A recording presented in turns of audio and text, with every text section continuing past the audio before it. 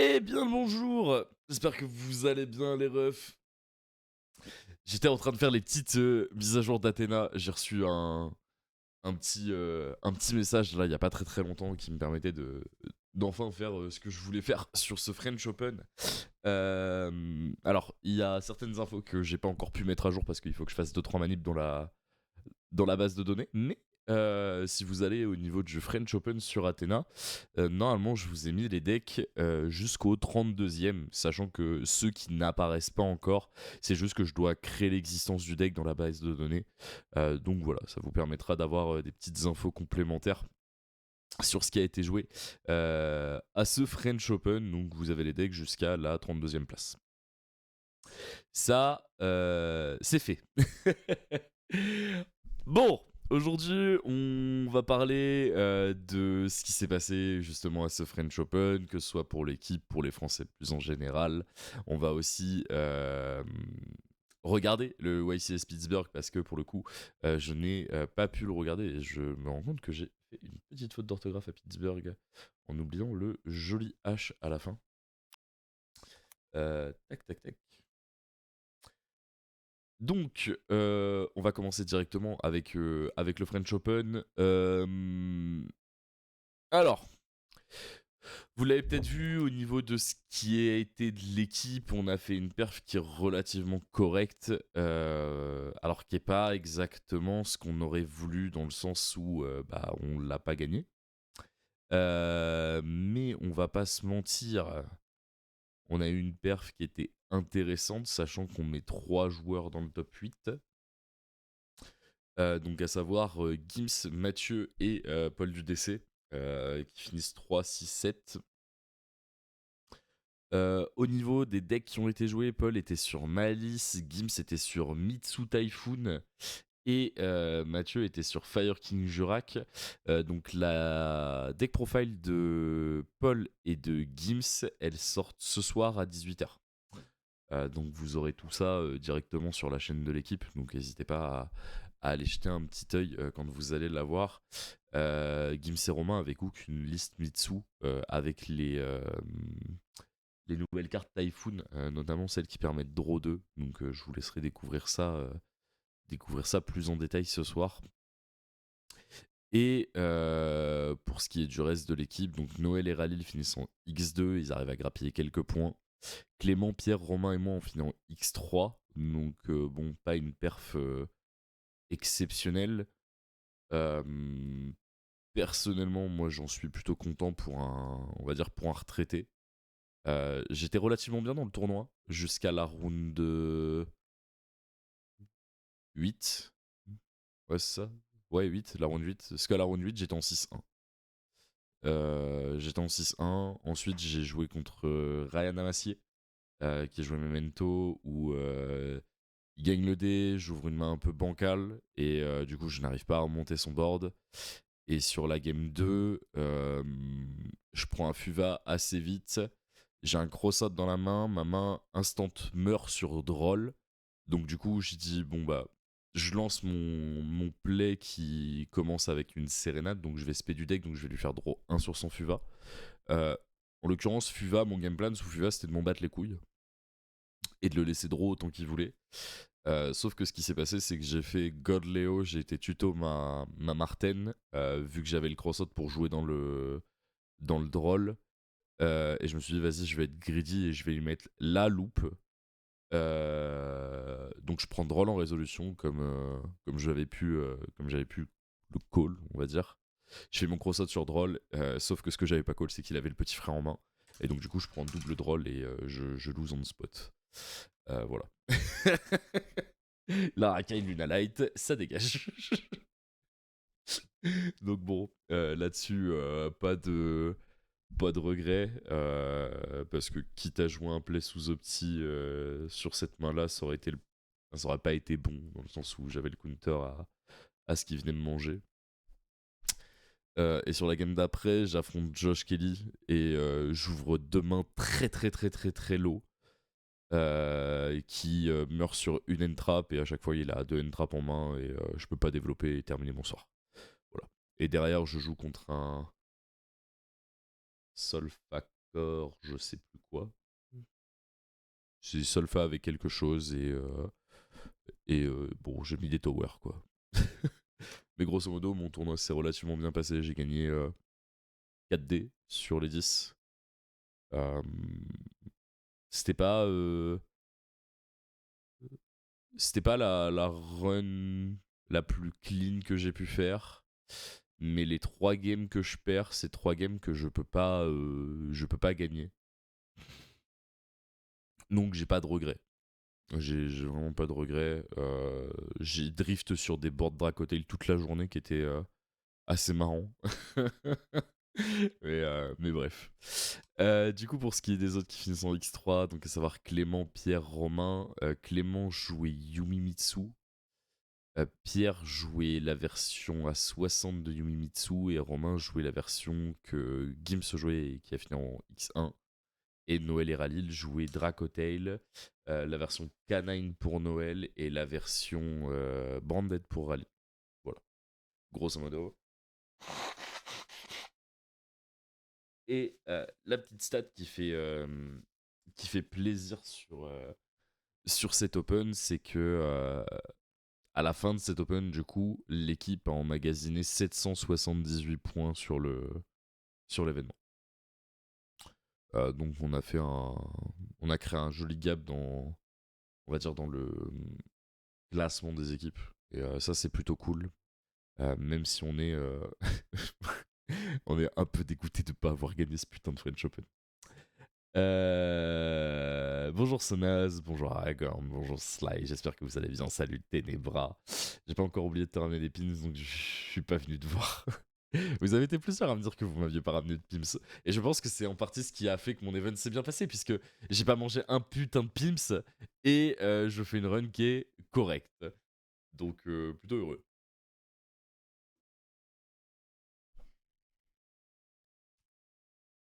Je fais une petite pause dans ton aéropage avec Taigo pour vous rejoindre. Ouais, hier soir on a fait l'aéropage avec Taigo qui parlait de Genesis. Alors le format est un peu modifié. On continuera de le travailler sur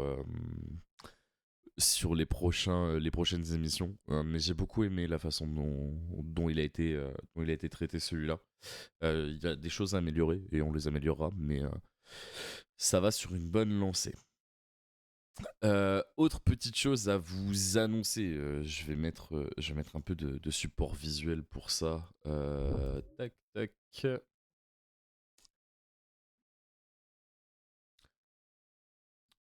Touk, touk, touk, touk, touk. Hop là.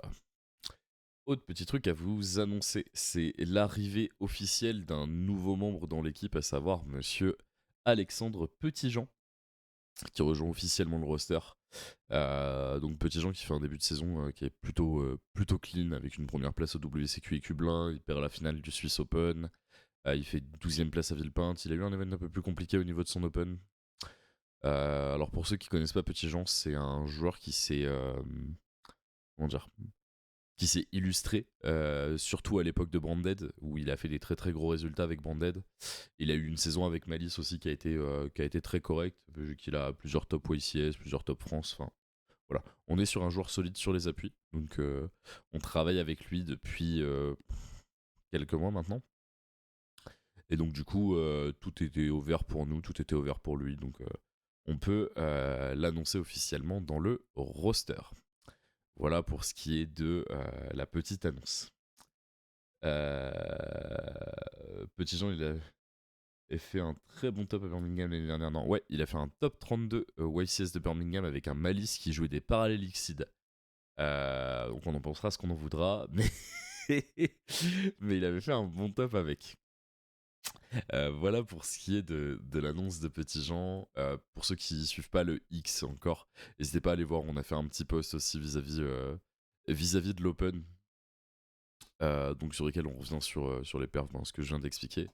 Et pour ceux qui veulent, du coup, tout est déjà dispo sur Athena avec les 128 personnes qui ont top. J'ai pas encore mis les decks profile qui sont sortis. J'ai 2-3 trucs encore à régler. Là, par exemple, j'ai pas les nationalités qui s'affichent, je sais pas pourquoi, alors qu'elles sont rentrées. Donc voilà, c'est des petits bugs à la con. Et pour ce qui est des decks manquants jusqu'au 32e, dites-vous simplement que j'ai l'info, c'est juste que le deck a pas encore été créé. Voilà pour faire plutôt simple. Pour ce qui est des prochaines échéances. Ah d'ailleurs, j'en profite pour faire un petit appel pendant que je vois que vous êtes un peu nombreux. Si des gens ont des informations sur le WCQ avant, n'hésitez pas à me contacter en DM. Je n'arrive pas à choper d'infos au-dessus. Donc si vous avez ça dans votre besace, n'hésitez pas. Pour ce qui est des prochains tournois, on va avoir le WCQ Liège qui va pas être à manquer ce samedi, plus le WCQ Paris qui vont arriver, qui vont être, on va dire, la dernière deadline pour le YCS de Bologne, et qui devrait un peu secouer les joueurs. Sur ce YCS, on peut en attendre beaucoup parce qu'il y a il y a des pistes qui ont été explorées au niveau de cet Open qui peuvent être intéressantes. Je pense notamment au deck de Yuna, qui a mêlé du Malice avec justement le Typhoon ou même à ce que Gims a pu faire avec son Typhoon. Il y a certainement des choses qui peuvent être intéressantes à aller fouiller, donc on verra comment les joueurs vont pouvoir traiter ces infos. Et derrière, on va se retrouver avec, on va dire, une road un petit peu plus tranquille, puisqu'il va nous rester le WCQ Rouen, Saint-Etienne, Caen. Il y a un WCQ aussi qui se passe en Guyane ou en Martinique, je sais plus, à Sainte-Suzanne. Pour terminer cette saison, cette année 2025. Malheureusement, je ne serai pas à Liège, mais force à ceux qui y vont.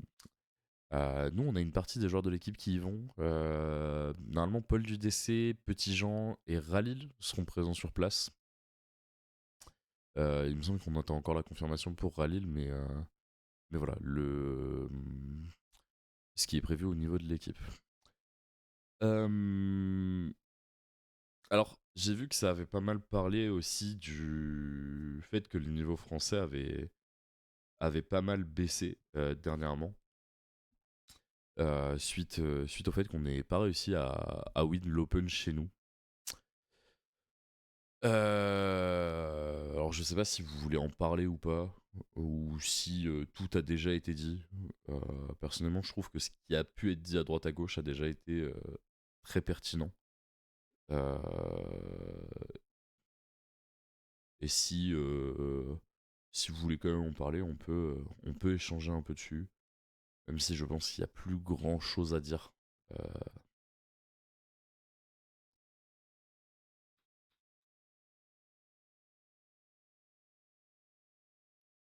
je prends votre silence pour un, on passe à autre chose.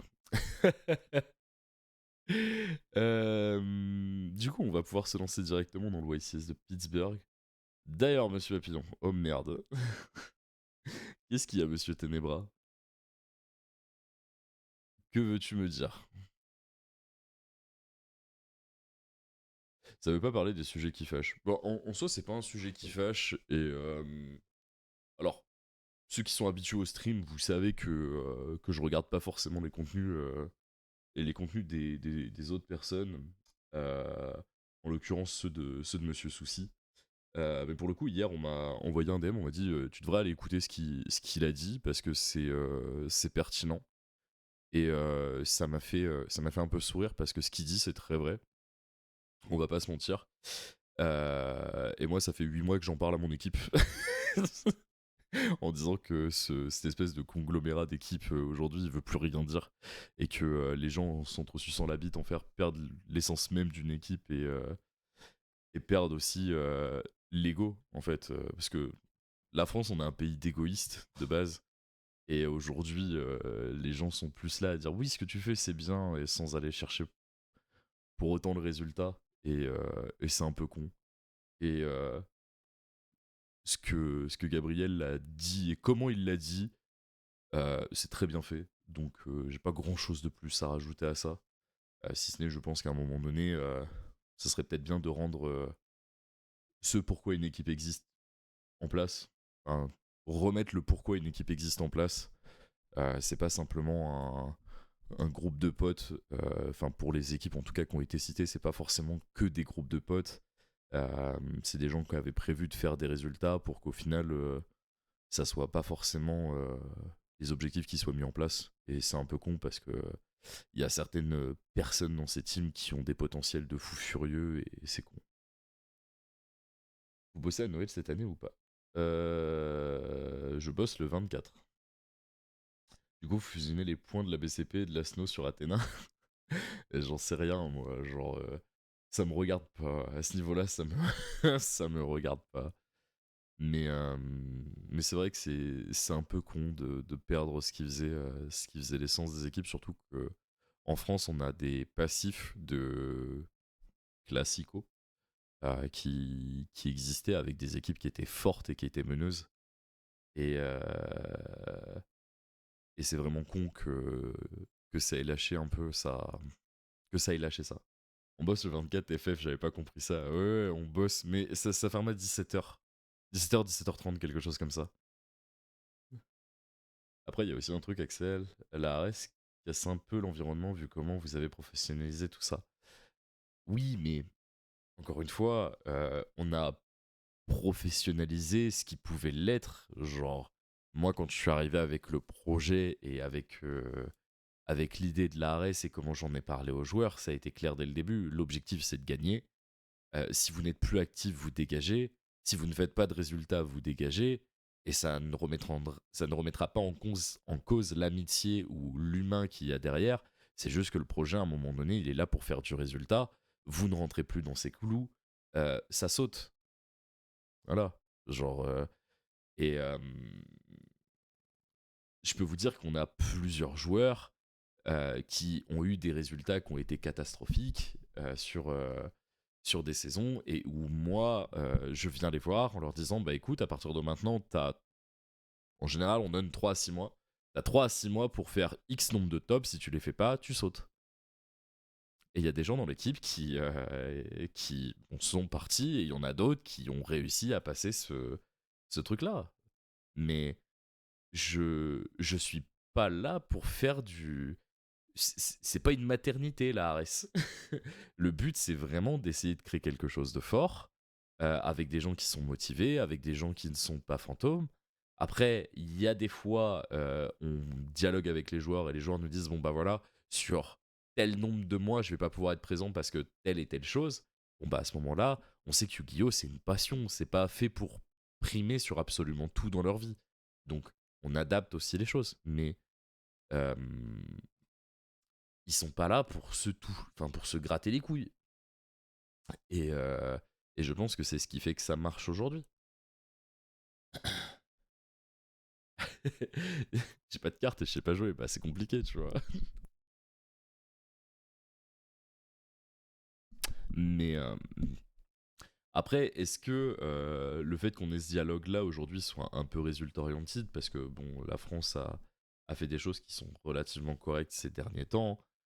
L'année dernière, on prend 2 YCS, sachant qu'on en a gagné que 6 dans l'histoire. Se dire que tu as gagné 33% de l'historique de ton pays sur une année, ça prouve que bah, le niveau est en train de monter. Maintenant, les 2 personnes en question sont dans l'équipe. Coïncidence, je sais pas. Mais, euh, mais on voit des profils qui aujourd'hui sont en train de monter en puissance. On a des gars qui se reposent pas forcément sur leur laurier. On a une nouvelle génération de joueurs aussi qui a faim. Il y a quelques noms là dernièrement qui commencent gentiment à grossir, qui sont intéressants à suivre. Euh, mais par contre, si les joueurs qui sont techniquement les figures de pro euh, ne continuent pas à être forts au jeu ou du moins à ne pas se reposer sur je vais y arriver, à ne pas se reposer sur leur laurier, euh, tu ne peux pas attendre de cette nouvelle génération qu'elle soit aussi efficace que ce que tu pourrais attendre. Et le problème, il est là, c'est que en France, en plus, on a un super terreau parce que le niveau moyen du jeu est très correct et que on est un pays de passionnés. Donc, si des gens doivent mettre du temps dans le jeu pour être bonnes, elles mettront du temps dans le jeu pour être bonnes. Juste, il faut montrer les bons axes, les bonnes façons de travailler et faut pas hésiter à mettre des choses en avant et des choses qui sont en place. Dernièrement, j'ai vu sur certains streams, ça parlait de remettre en place des compétitions inter-team, euh, comme ce qui avait pu être fait à l'époque par la TFL avec la TFL League. Euh, oui, mais les gars, 16 équipes avec les niveaux qu'on a en France actuellement, je sais pas si ça serait intéressant de 1 à regarder, de deux à organiser, c'est un enfer. Et quand je vous dis un enfer, c'est un enfer. Comment tu fais pour aussi faire en sorte que tout soit mixé? Alors ce que la TFL avait fait, c'était pas mal parce que c'était le mardi et le jeudi, et que du coup, tu avais deux rendez-vous dans la semaine pour ça. Mais de ce que je me souviens, c'est que c'était en période de confinement.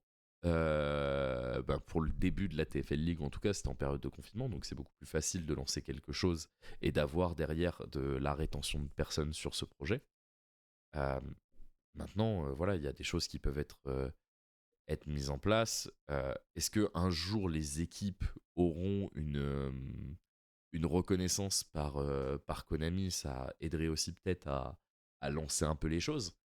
Euh, Maintenant, voilà, il y a plusieurs solutions, il y a plusieurs problématiques qui se posent, et à quel point on a envie d'y répondre et à quel point on a envie de faire en sorte que le jeu continue d'exister par ce biais-là, j'en sais rien. Moi, aujourd'hui, ce que je peux vous dire, c'est qu'au niveau de la AS, ce qui se passe autour, j'en ai un peu rien à foutre, et qu'aujourd'hui, l'objectif, il est simple. C'est de garder le titre de meilleure équipe de France, d'aller chercher le titre de meilleure équipe d'Europe, mais genre, qu'il n'y ait pas de débat dessus. Et une fois que ça s'est fait, moi, en parallèle, je veux absolument essayer de faire quelque chose de professionnel avec ce groupe de joueurs. Y arriver, je sais pas. Mais en tout cas, ce qui est sûr, c'est que je vais essayer. Et que je vais essayer fort. Après, si chaque équipe a un fou du bus de Ténébras, ça donne un coup de pouce. Mais je suis tout à fait d'accord. Mais en vrai, il y a beaucoup d'équipes qui, aujourd'hui, forment un groupe, achètent des maillots et disent c'est bon, on est une équipe et ça s'arrête à ça, tu vois. Genre, t'as pas énormément d'équipes qui se cassent les couilles à essayer de créer du contenu, essayer de communiquer autour de leurs joueurs, essayer de communiquer autour de leur event, essayer de faire des retours de ces joueurs sur les events. Enfin, il y a plein de choses qui sont, on va dire, mises de côté et c'est un peu dommage. Parce que aujourd'hui, voir l'évolution, voir le travail des gens, je trouve que c'est super intéressant. Comprendre comment un joueur est arrivé à la réflexion de se dire bah tiens, je vais jouer telle carte, et puis au final, la carte qu'il va avoir testée, c'est devenu une pierre angulaire de sa stratégie, ça peut être intéressant, tu vois. Et l'avantage de tout ça, c'est que bah, si tu bosses en équipe, ta rétention d'informations, tu la gères autant que tu veux. C'est-à-dire que si t'as pas des connards qui sont tombés en face de toi, il y a personne qui va savoir que tu joues cette carte précisément dans ton deck, et tu peux notamment travailler autour de cette stratégie assez facilement. Euh, Aujourd'hui, vous regardez ce qu'on a fait l'année dernière avec le deck de Mathieu à Bologne. Bon, bah, il y a la RN Trade qui l'a trouvé. Alors, fun fact, j'en avais parlé avec Nico Schlerkamp à l'époque.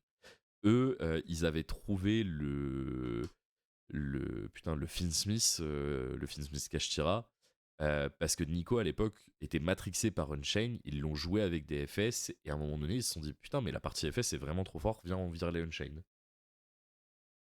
Et c'est comme ça que eux ils l'avaient trouvé, et nous on l'avait trouvé parce que Triff avait fait une vidéo en mode bu bu bu, 37 entrap, 12 cartes d'engine, best deck. Et de base c'était parti sur un troll, et puis au final on a bossé l'idée et ça s'est avéré payant. Donc il y a eu deux patterns qui ont été très différents et qui ont été cool à trouver. Trust, un jour on a une profile, une papillon sur TD. Ça serait cool. En vrai, je serais heureux, mais on va pas se mentir. Là, si on atteint les 200 subs pour Dortmund, bon, je vais recharger correctement mon appareil photo et je vais m'assurer d'avoir le badge créateur de contenu. Parce que je sais très bien qu'à la round 3, je suis plus dans l'event. À quand un duel chômage contre votre équipe Nemesis, la STCG?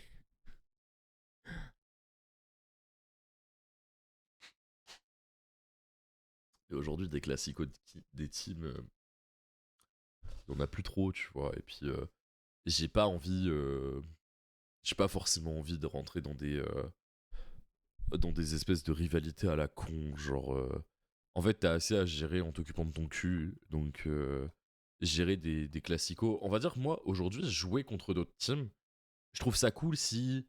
Bah, tu vois, le fait que te dire que bah, la RS est dans un projet, ça peut donner peut-être un coup de visibilité. Donc, oui, je viendrai, tu vois, parce que aider les autres personnes, je trouve que c'est super important. On est dans une niche. Si tout le monde peut s'aider pour continuer à faire grossir le visuel de Yu-Gi-Oh en France, je suis toujours prêt à donner un coup de main. Maintenant, bon, je peux pas me séparer non plus. À un moment donné, je sais pas si des joueurs comme Mathieu, Noël, Pierre, Dorian ou X autres personnes vont avoir eux aussi envie de donner de leur temps parce que bah, mine de rien aujourd'hui, eux à côté ils ont aussi une vie, ils ont un travail, ils ont une copine, ils ont d'autres passions, ils peuvent sortir avec leurs potes. Enfin voilà, tu vois, Yu-Gi-Oh! À un moment donné, moi je peux pas leur dire toutes les semaines, bah frérot, t'es dans l'équipe, t'as un contrat. Il faut que tu me donnes tant de temps, tu vois, c'est pas ce que je veux, genre, sinon t'amènes tes joueurs au burn-out et c'est pas jouable. J'avoue que j'ai rejoint une équipe pour le moment, joueur non officiel, je fais mes preuves et surtout je profite de leurs connaissances en prenant de zéro, c'est intéressant. Mais une équipe c'est super intéressant pour plein de points, pour plein de points, que ça soit la façon de travailler, que ce soit le fait d'avoir toujours quelqu'un en face de vous pour jouer, que ce soit le fait aussi que vous ayez accès à des banques de cartes que vous n'ayez pas forcément accès habituellement, le fait que vous ayez des pieds-à-terre un petit peu partout en France si votre équipe allait disparaître, ça a plein d'avantages. Le problème d'une équipe, en fait, c'est qu'il faut trouver le bon équilibre entre on s'entre-renifle le trou de balle et on bosse que avec nous, et à quel point on ouvre aussi l'équipe. Et ça, c'est la partie la plus compliquée. Moi, je sais que il y a eu des joueurs au niveau de l'équipe qui parlaient beaucoup trop avec des personnes en dehors de la structure et qui ont pris un coup de pression de fou. Pour certains, même, c'est allé jusqu'à l'exclusion. Donc voilà, je ne fais pas de cadeau avec ça. Parce que je pars du principe que, grosso modo, ce que vous travaillez au sein de l'équipe, pour moi en tout cas, si on prend la Ares, bah, si vos informations elles leak, vous chiez littéralement sur le travail d'une quinzaine de personnes. Et ça, je l'accepte pas. Parce que je considère ça comme un manque de respect flagrant. Et peu importe la taille du joueur, hein, j'en aurais rien à foutre à le mettre dehors si. S'il ouvre trop sa bouche et qu'il ouvre un peu trop ce qui se fait dans l'équipe. Voilà, maintenant, si ça arrive, bon bah c'est chiant parce que tu sors quelqu'un que t'apprécies humainement pour pas forcément les bonnes raisons. Mais oui, si ça arrive, j'ai aucun problème à faire ça.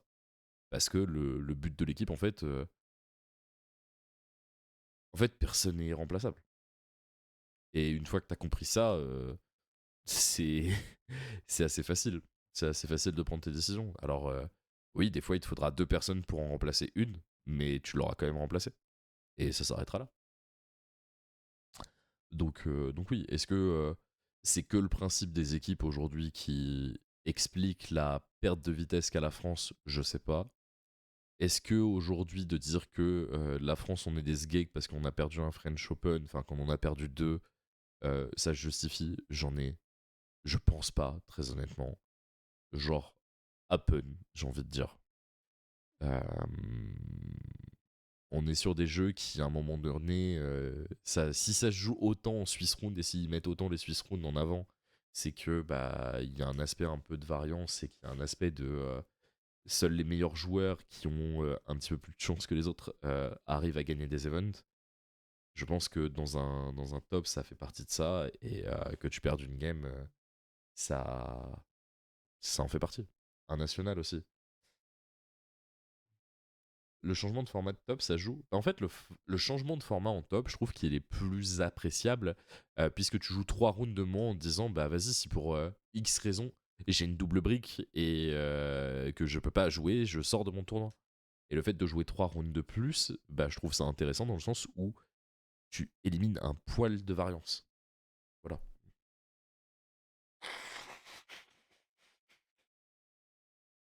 Parce que bon, le gars qui fait 12-0 et qui perd son top 63, bon, t'as envie de dire un peu force à toi, mon ref. Hein.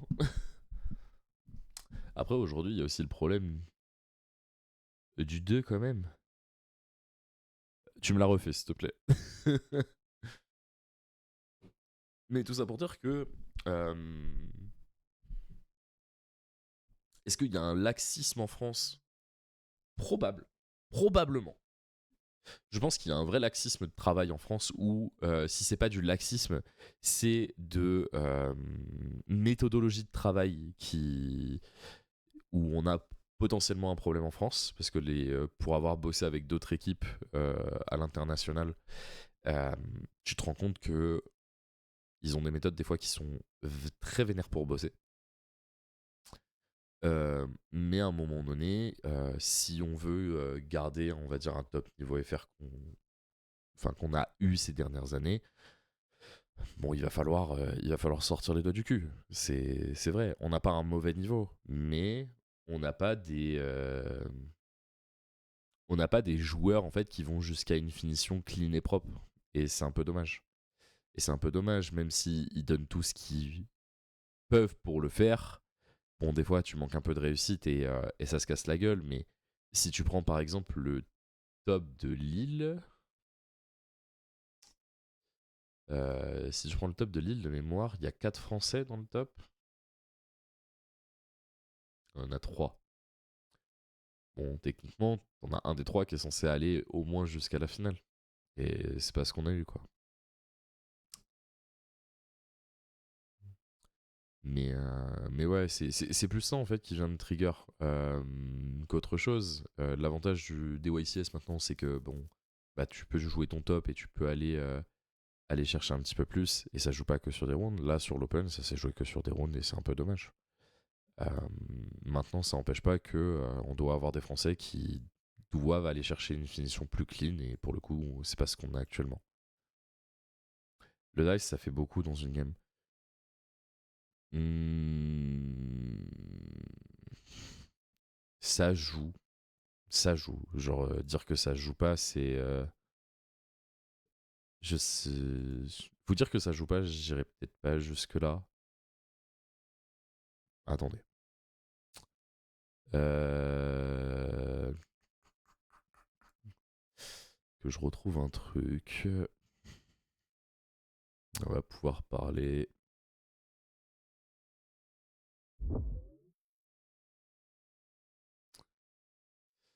Euh...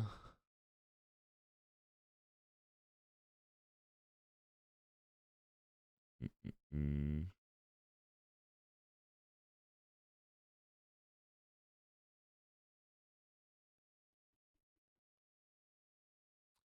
Que je retrouve ma colonne.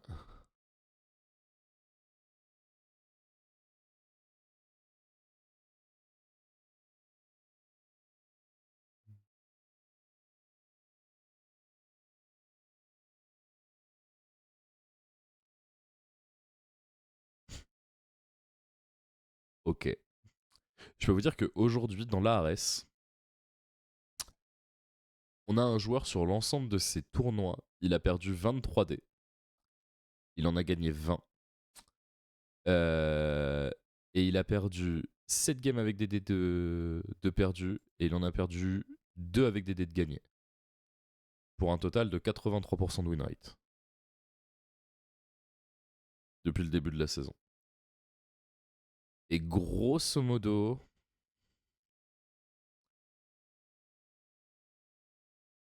si je prends un autre de nos joueurs, on a certains de nos joueurs qui sont extrêmement bons en dés de perdus, avec qui ont des meilleurs win rates avec un dé de perdu qu'avec un dé de gagné.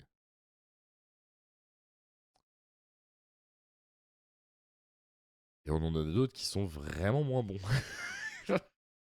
Dont je tairai les noms. Mais bref, on a des stats qui sont. Enfin, nous, je sais que pour l'équipe, on a des stats de win rate en fonction des gagnés, des perdus.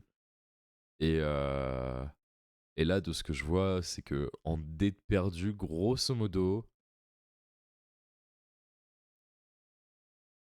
hmm, de ce que je vois, grosso modo, quand un dé est perdu, il y a à peu près 50% de win rate. Et quand un dé est gagné, on monte à 65-70%. Donc il y a un vrai 20% d'écart entre les deux. Et je crois que sur le tableau que j'ai là, on n'a pas encore l'open qui s'est rajouté.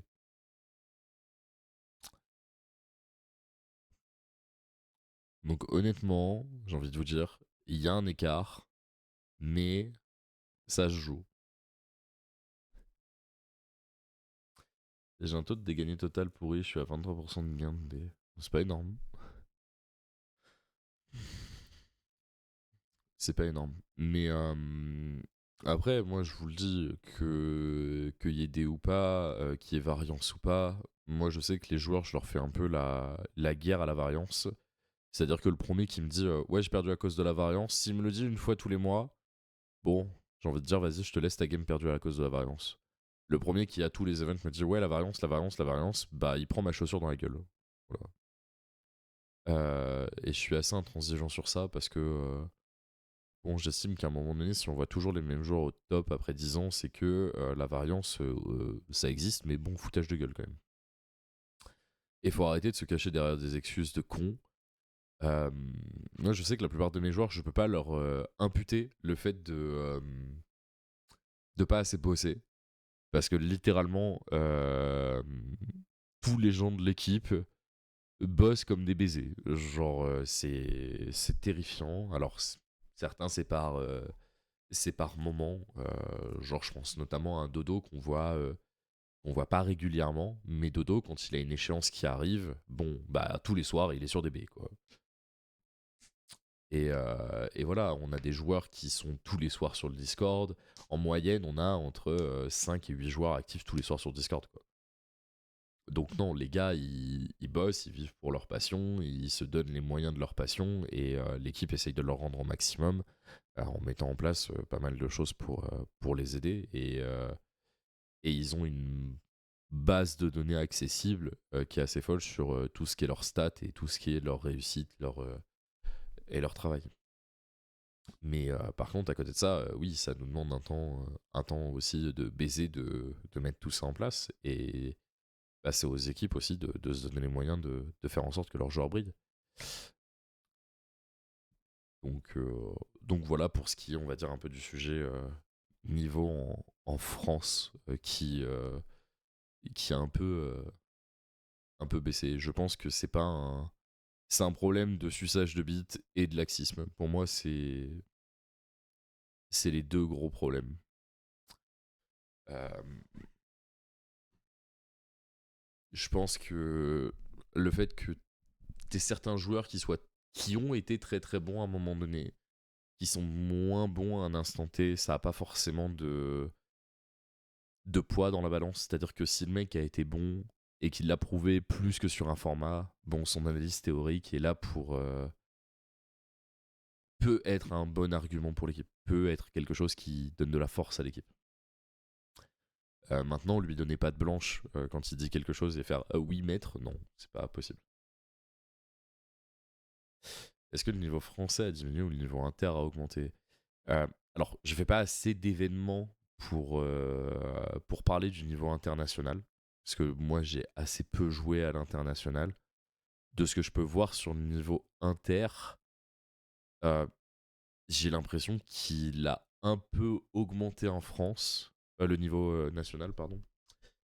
Pour moi, le niveau national, il a un peu augmenté.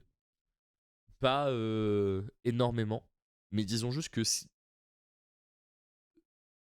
le niveau français a augmenté assez pour commencer à donner aux joueurs de l'espoir de se dire vas-y, je peux essayer de devenir meilleur. Et donc, du coup, on a beaucoup plus de profils qui essayent de se la mettre derrière une fois qu'ils ont fait leur premier tournoi. C'est plus ça que j'ai l'impression que la France a réussi à faire. C'est pas une question de thune aussi, parce que, exemple, en Amérique, des gens peuvent vraiment vivre de ça grâce au sponsor, ça motive aussi. Bah, des gens qui en vivent grâce au sponsor, il y en a très peu. Il y en a très très peu, tu vois. Et ça se compte aujourd'hui sur les doigts d'une main. Mais après, toutes les passions coûtent de l'argent. Et ça, c'est un truc que les gens ont oublié. C'est-à-dire que dès que tu vas commencer à essayer de te déplacer, dès que tu vas commencer à essayer de faire quoi que ce soit dans une passion, bah, je vais prendre un exemple tout con, mais tu joues de la guitare, tu vas payer une guitare qui va te coûter très cher, tu vas investir énormément de ton temps, tu vas racheter des cordes, tu vas racheter des médiators, tu vas racheter des choses qui vont te coûter extrêmement cher très très vite. Et pour des passions qui, bah, à un moment donné, peut-être tu vas t'acheter une guitare à 500 balles, tu vas jouer 2 mois dessus et tu vas la poser quelque part plus tard, tu vois.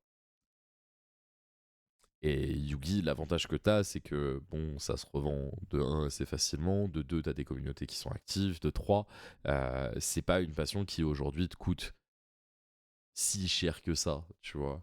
Une fois que t'as récupéré tes staples, bon, t'achètes ton deck te fait un an, ton deck tu vas l'avoir payé 150 balles, tu vois. Donc oui. Après, au German Open, il y avait 4 non-allemands dans le top 8. Ouais, non, mais moi, encore une fois, je pense qu'il y a une petite réussite à avoir dans le. On va dire dans le fait de gagner un tournoi. Il y a le fait de très très bien jouer, mais à un moment donné, tu dois avoir de la réussite qui doit arriver. Tu as une part de variance qui fait. Parce que techniquement, à la fin d'un tournoi, les deux joueurs qui s'assoient l'un en face de l'autre ont techniquement des niveaux de dégénérés. Et celui qui va gagner, bah, c'est celui soit qui va avoir un deck qui counter l'autre naturellement, soit s'il joue un miroir ou qui joue des decks qui se counter pas forcément, celui qui aura eu le petit edge. Voilà. Et si tu pars du principe que les deux mecs jouent à niveau parfait avec des decks qui sont similaires, bah c'est celui qui va avoir la meilleure main qui va gagner, tu vois. Et, euh, et ça, je pense que techniquement, quand tu arrives dans des niveaux tels que l'Open, enfin quand tu arrives sur les dernières salles de l'Open, bah, si tu regardes les noms qu'il y avait, Danilo Siracusa, Paul Nicolas, Unadix et Jordan Gallagher, euh, je suis désolé pour mon polo, mais Paul c'est peut-être le moins bon des quatre sur le papier, tu vois. Et aujourd'hui, si je devrais faire un classement, je dirais que c'est Danilo et Yuna qui sont en haut, Jordan qui est derrière et Paul qui est ensuite. Et Danilo et Yuna, je ne sais pas qui je mets devant, qui je mets derrière, parce que pour le coup, Yuna, on a beaucoup craché sur elle, mais tous les gens qui ont craché dessus se sont fait marcher dessus. Donc, à un moment donné, qu'est-ce qu'il en est, tu vois. Donc voilà, c'est- pour moi, il y a un peu de succès et un peu de réussite qui doit arriver à la fin. On peut pas trop se comparer aux US, ils gagnent plus d'argent mais ont presque zéro congé, donc c'est pas la même vision du jeu du fait la différence de style de vie. Non, mais au-delà de ça, tu vois, c'est que euh, certes, ils ont des tournois qui récompensent un peu plus. Nous aussi, on veut des air fryers. Tu vois, j'ai envie de dire, mais euh, au-delà de ça, c'est que c'est des mentalités qui sont totalement différentes, tu vois. La vie n'est pas la même, la façon de vivre n'est pas la même, et peut-être que des trucs qui, chez nous, coûtent moins d'argent, coûtent plus cher chez eux, et vice-versa, tu vois. Euh, Maintenant, c'est pas qu'une question de thunes. Genre, aujourd'hui, t'as envie de partir faire un YCS en Europe, sur un des quatre qui arrivent dans l'année. Bon, on va pas se mentir, tu peux en faire deux assez facilement pour des sommes qui sont assez dérisoires. Aujourd'hui, un week-end en YCS, si tu t'organises correctement, si t'en as eu pour 300 balles, c'est énorme. C'est énorme, c'est énorme. Et c'est 300 balles que tu peux délayer sur plusieurs mois, tu vois. Je compte le PAF, je compte le transport, je compte la bouffe. Si t'es bien organisé, techniquement, tu payes que ta bouffe sur le mois où t'as le YCS, tu vois. Et t'es tranquille. Et encore, si t'es vraiment bon, bah t'as mis tes 50 balles de côté pendant 4 mois, et enfin tes 50-60 balles de côté pendant 4 mois, et t'es bon, quoi.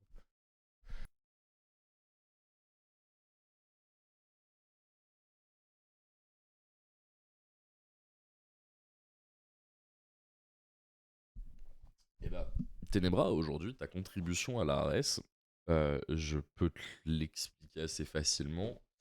Euh, Tu as permis de faire tenir euh, quasi. Ouais, t'as 40%, 50% de l'appareil photo qu'on a payé pour augmenter, on va dire, la capacité visuelle de l'équipe. Donc, ça aide beaucoup. Genre, honnêtement, ça aide beaucoup. Genre, par exemple, tout le setup de remote, t'as pu le prendre à toi tout seul, tu vois. Et c'est pas déconnant, mais honnêtement, que ça soit avec un follow, avec un abonnement sur YouTube, même des trucs gratos, tu vois. Aujourd'hui, ça aide énormément parce que, euh, en fait, au niveau de la gestion de l'équipe, on essaye de faire des choses qui sont assez malignes et qui essayent de, on va dire, nous remettre. On va essayer de dépenser 10 balles pour essayer d'en gagner 20, si vous préférez. Donc, on essaye gentiment, mais on essaye de faire des petits avec ce qu'on a. Et ce qu'on a, c'est. J'ai pas envie de dire pas grand chose parce que ce serait péjoratif, mais on se bat avec les armes qu'on va avoir, qui sont pas des énormes armes. De mon côté, j'utilise le code DAC, les petits ruisseaux font.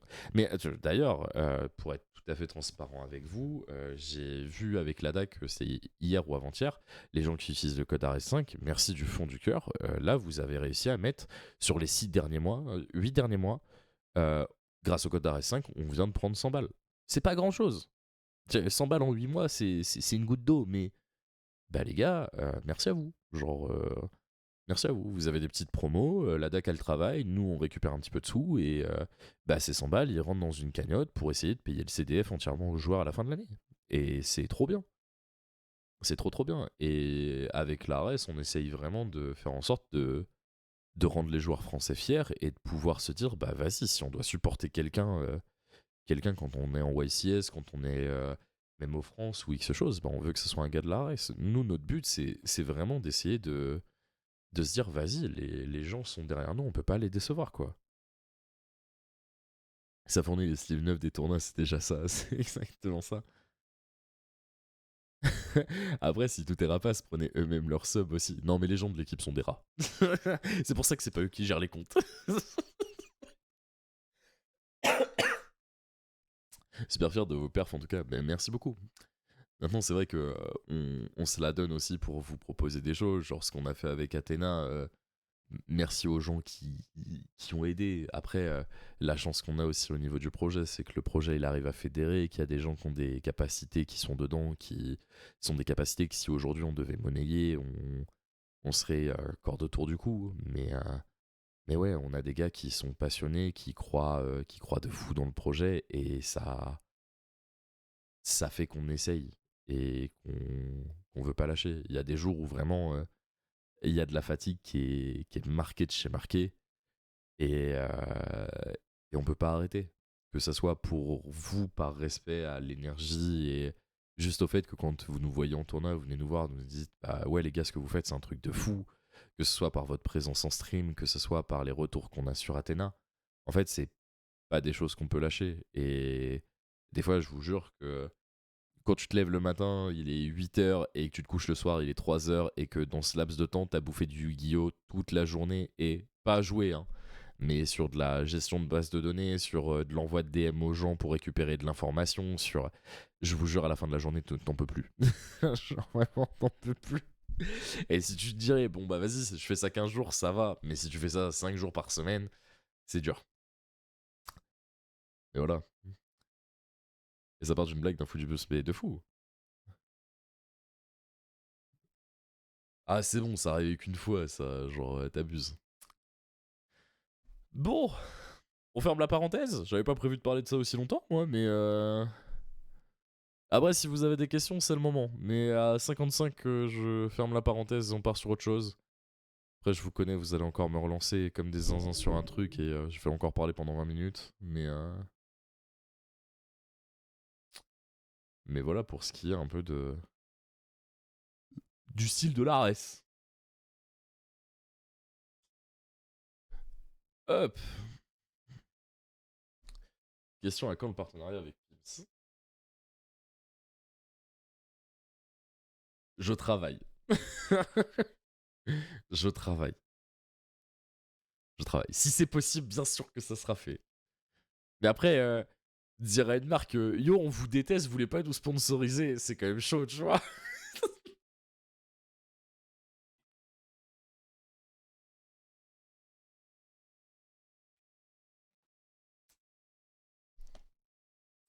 Attends,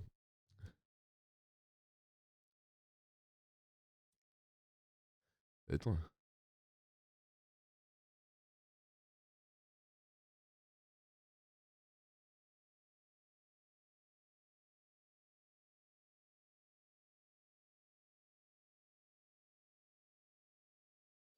Euh... Tac, je vois ça plus tard.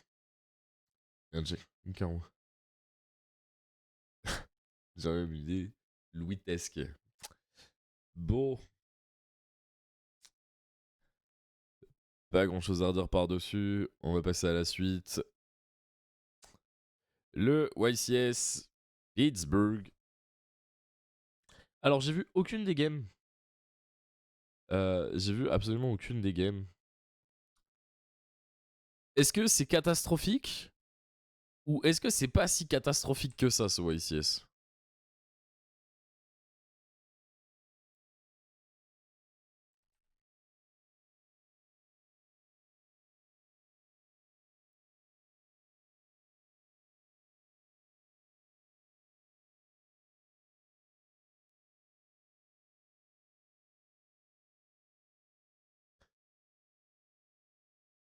Les gens auraient qu'il y avait trop de Dracotail en stream.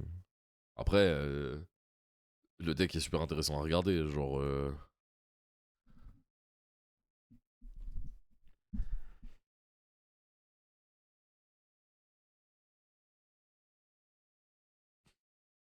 Oh, s'il commence à tout l'heure, ça va être chiant.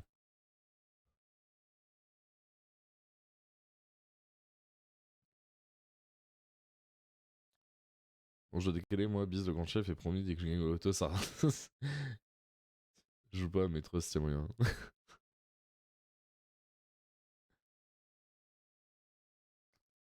Hop, on va venir ce Malicious, on va déclarer le Fuva, ça va lâcher la hache du côté d'Eric.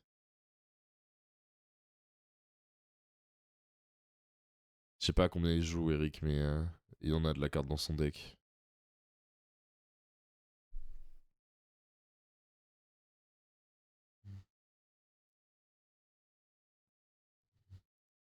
Un deuxième effet qui lui permet d'aller chercher une poly, le vion. Je crois que c'est quand il touche le cimetière, tu peux le bannir pour aller chercher une poly.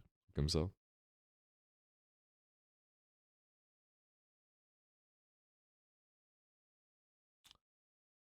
On va invoquer le X-Cross.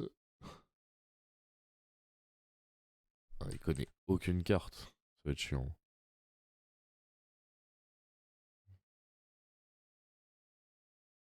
On va faire l'effet de la Faimena. On va fusion Droll, on va fusion Mululu.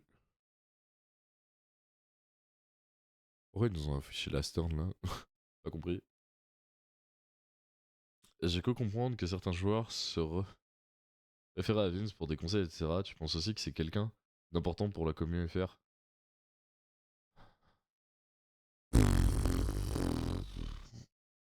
Euh...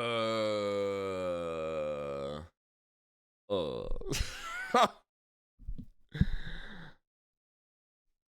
Alors, alors, alors. Question à problème, ça. Euh, On va tâcher d'y répondre en essayant de mettre les formes, parce que les gens sont très susceptibles de ce côté-là de la barrière. Disons juste que je pense que c'est une personne qui peut apprendre beaucoup, te faire apprendre beaucoup sur comment te comporter à table pour optimiser tes chances de gagner. Mais je pense que sa vision sur le jeu est, encore une fois, genre, je n'ai pas la meilleure vision. C'est pour ça que ce n'est pas mon taf au sein de l'équipe. Je pense que sa vision du jeu, elle est beaucoup trop old school et qu'il n'a pas une bonne vision du jeu. Voilà. Donc je pense que pour t'apprendre ton comportement sur table, il y a plein de choses qui peuvent être cool. Mais pour ce qui est du reste, j'ai envie de te dire, se référer à des gens qui prouvent depuis plusieurs années, qui ont compris le format et qui ont une lecture du format qui est super intéressante et qui est pertinente, est plus cool. Et tu vois, pour aujourd'hui, ne pas forcément apprécier, euh, si, si on parle français, pour des raisons qui me sont perso, mais non, j'ai un peu de mal avec Gab, j'ai un peu de mal avec Vince. Aujourd'hui, si tu me demandes comment progresser le plus rapidement en termes de compétition, je vais plus te renvoyer vers Gab et vers Mathieu, qui pour moi ont des avis qui sont beaucoup plus pertinents. Gab sur de la méta pure et dure, je le trouve très pertinent sur pas mal de choses qu'il va dire. Pour ce qui est un peu de l'underground, de l'exploration de deck, je trouve que Mathieu est excellent, mais je trouve que Vince manque de tranchant à ce niveau-là. Voilà. Par contre, pour apprendre de la lecture de joueurs, de la façon dont un mec va poser ses cartes et tout ça, enfin, de la lecture vraiment pure et dure de ce qui se passe à la table, mais en dehors du jeu, je pense que Vince est très bon là-dessus. Voilà. Est-ce que j'ai répondu à ta question?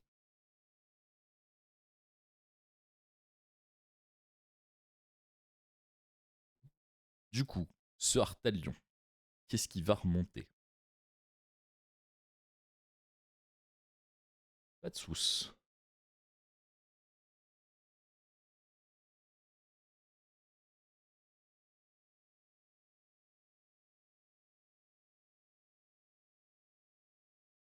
La question était, est-ce que c'est quelqu'un d'important? Et salut. Non. J'ai cru comprendre que certains joueurs se référaient à Vince pour des conseils, etc. Je pense aussi que c'est quelqu'un d'important. Ça, la question, elle est plus subtile que ça. Et tu peux pas enlever sur le fait que ce soit quelqu'un d'important. Genre, le boogie fait les stats que personne ne fait. Bon, ça derrière, on en a parlé dans le aéropage sur les créateurs de contenu, allez le voir. Ça vaut ce que ça vaut. Mais oui, tu peux pas. Tu ne peux pas dire objectivement que ce n'est pas quelqu'un d'important pour la commune, vu que c'est le seul qui fait ces stats-là. Et si tu prends que des chiffres, oui, il est important. Si tu prends un avis de pertinence, j'irai pas jusqu'à dire que c'est quelqu'un d'important. C'est vrai que c'est quelqu'un qui a eu une carrière et qu'il faut peut-être prendre le temps d'écouter, mais qu'il faut aussi prendre le temps de laisser des choses qu'il dit, quoi. C'est un vrai streamer, on peut pas lui retirer. Je suis tout à fait d'accord. Et il a de l'XP, je suis aussi tout à fait d'accord. Mais grosso modo, pour moi, c'est des profils de personnes que t'écoutes d'une oreille et aller sur ce qu'il va dire, t'as peut-être 70% de conneries, 30% de trucs qui est très bon, et à toi de trouver les 30% qui sont très bons pour en faire quelque chose d'encore meilleur.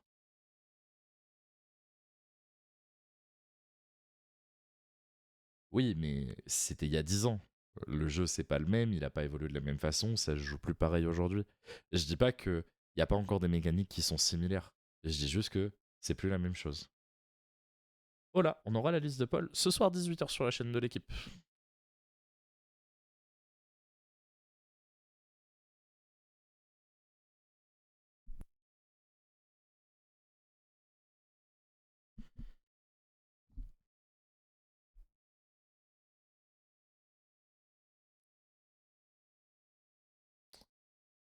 Mais voilà, après, encore une fois, y a pas d'attaque, y a rien de tout ça, hein. C'est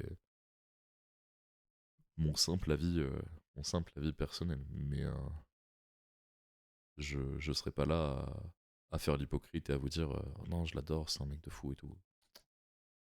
Non, non.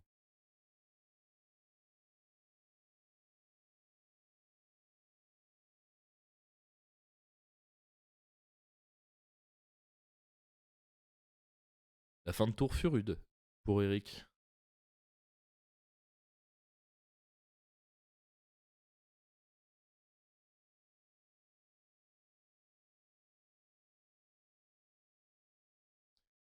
Pourquoi il montre un snatch en face?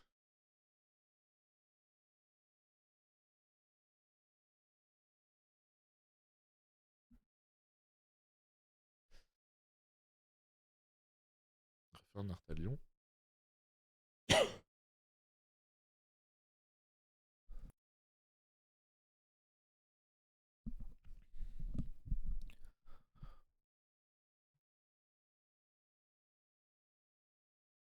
C'est la contact miracle, une connerie comme ça. Je sais plus comment s'appelle cette carte.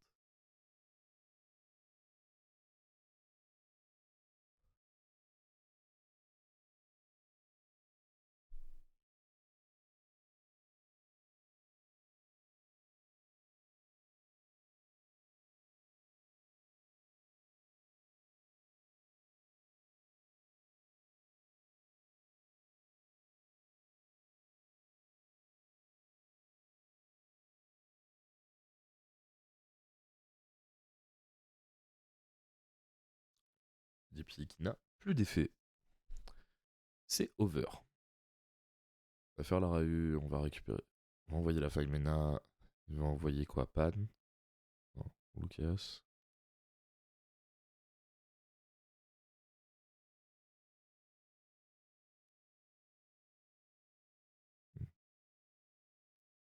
Je vais le péter avec du Jamel du coup.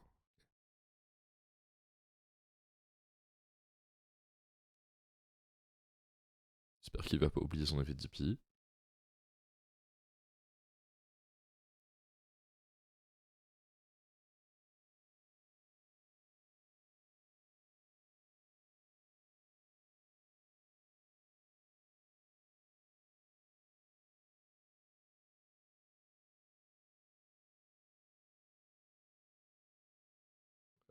Ça va aller la prochaine.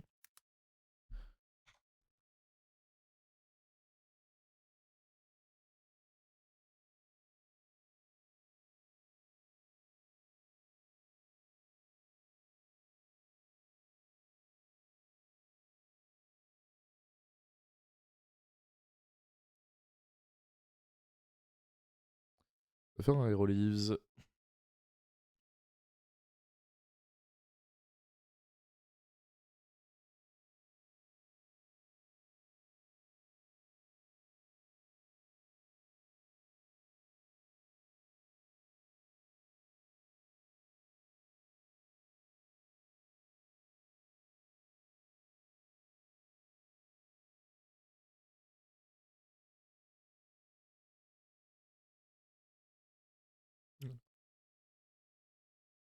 C'est cool de voir Hero en stream, mais on se dit que le pilote était pas en mode compétition.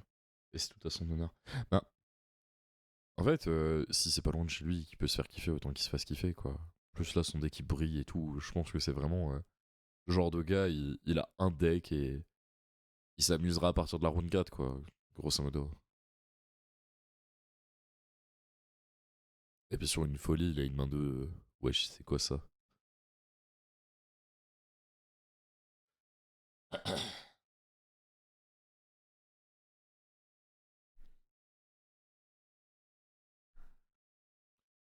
Est-ce que vous pouvez nous afficher le héros là? S'il vous plaît. Je le relis.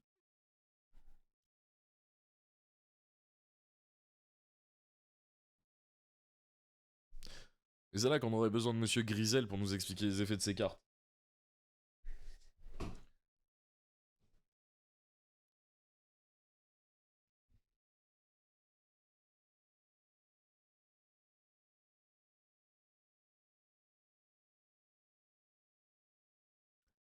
Euh, Miol, c'est assez mauvais contre héros.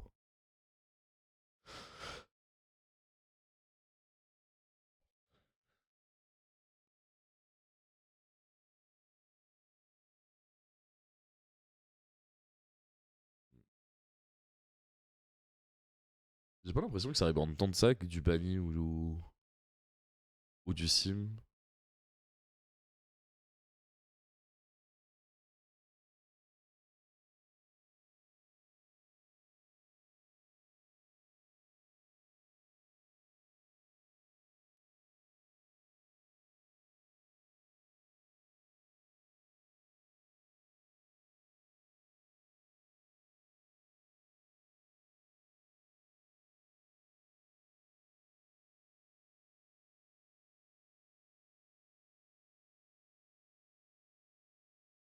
Hmm.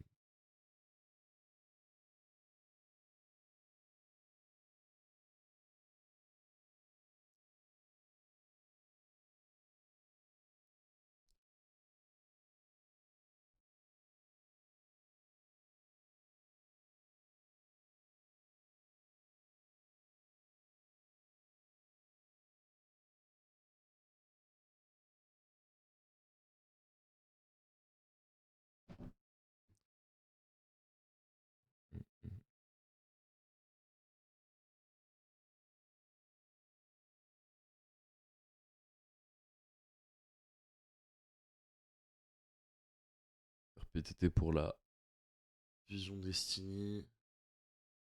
Il va vouloir faire un DP.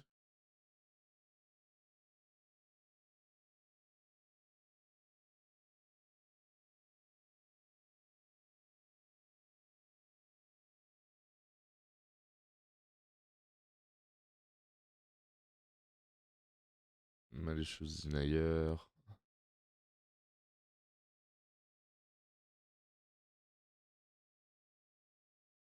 On va invoquer DP. On va déclarer Malicious.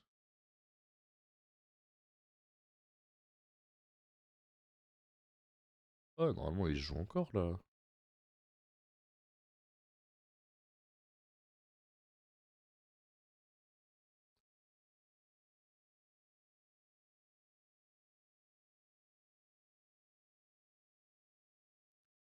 On va faire cross, effet cross. Reborn. Effet on CP du deck.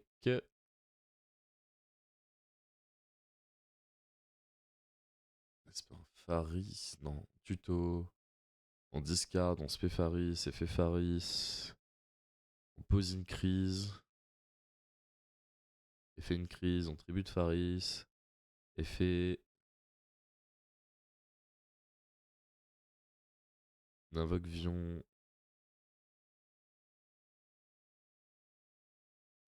Vion pitch brume. Brume en tuto. Aqua. Effet. On bannit Faris, on tuto une poly.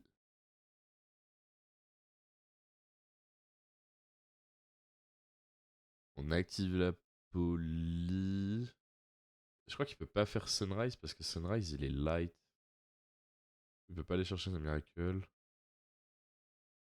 Lui, il booste l'attaque.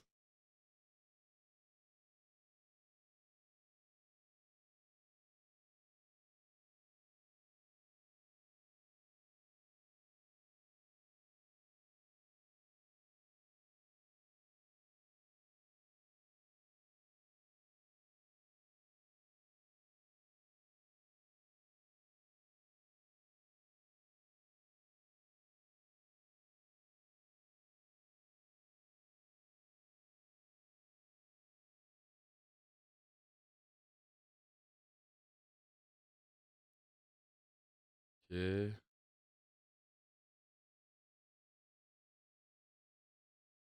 On va bannir un Malicious, on va invoquer le dernier. Je vais totalement zapper que c'était repassé à 3.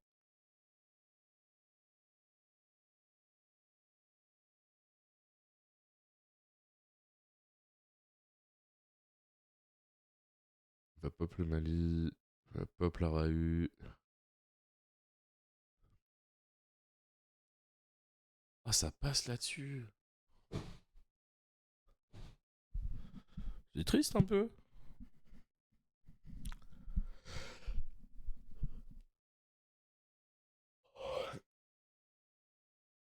C'est triste un peu, il aurait pu peut-être aller un peu plus loin.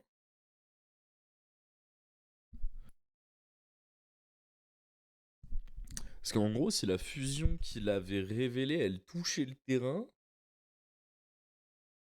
j'ai plus son effet en tête, mais je suis quasi sûr que c'est game. Parce que de mémoire, elle a un effet tout furieux.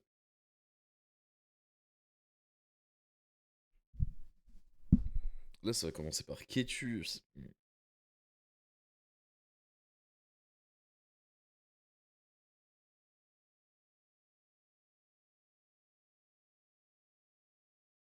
Ketu tuto Urgula.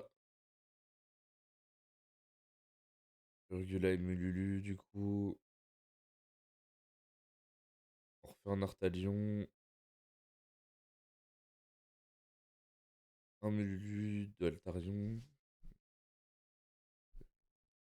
Sûrement fait Urgula au passage, hein.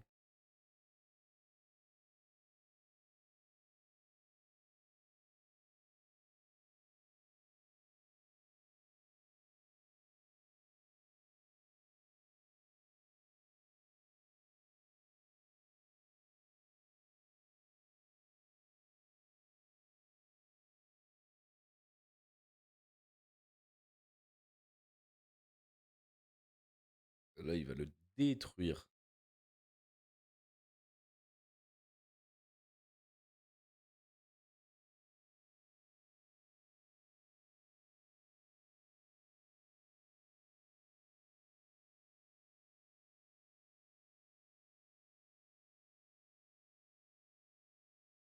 Faire la Rahu. On va utiliser la Faimena.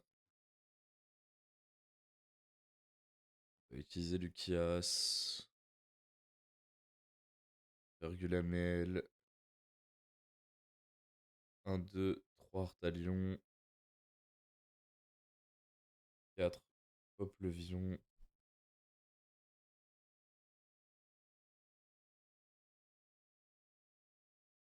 Poser Flame, poser Ketu.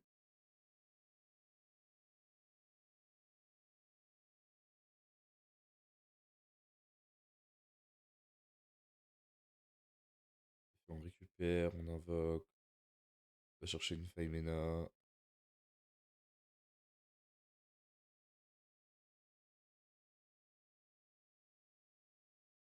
Et ça va être la victoire du joueur Dracotail.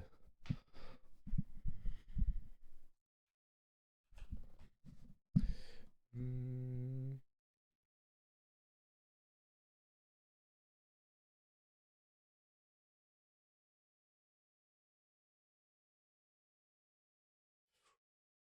Ouais, flemme un peu.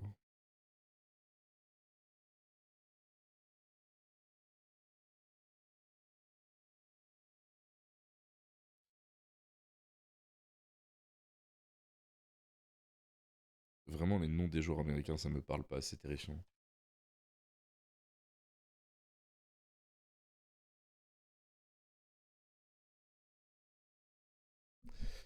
Alors, ça va jouer Branded Despia contre Malice.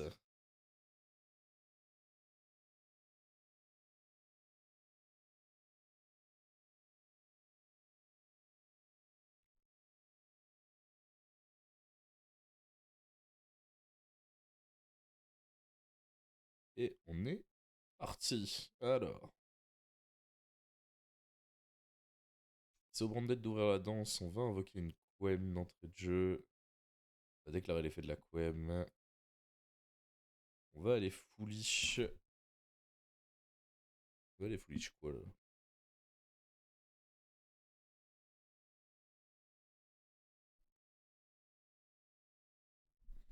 On va aller foolish Cartesia. Sur une échelle de 1 à 10, vous en avez marre de à combien de Branded? 10 étant le maximum et 1 le minimum.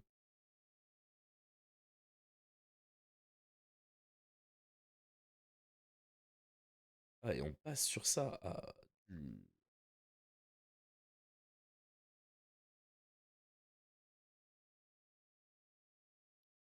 si on va draw 2, 8, 2. Ouah, Redlo! Comment il va? 2.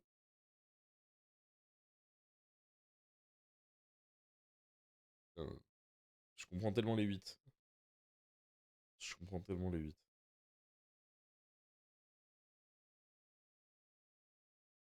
Genre Branded, gros souffleur.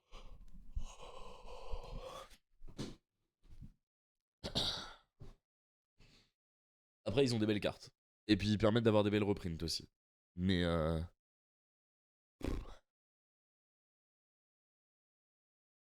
Mirror sur la Quem.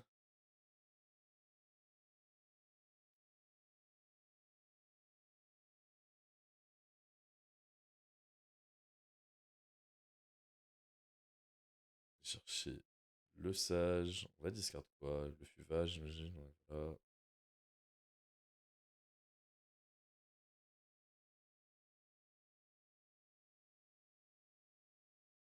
Ok.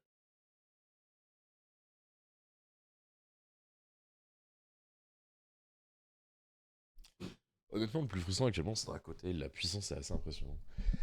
Alors, je pense que je suis biaisé parce que j'ai un deck qui piétine Dracotail, mais pour le coup, avec Luna Light, j'ai trouvé que Dracotail c'était de l'eau un peu. Genre, j'ai remonté des boards Dracotail ce week-end, les gars, c'était effrayant. Hein.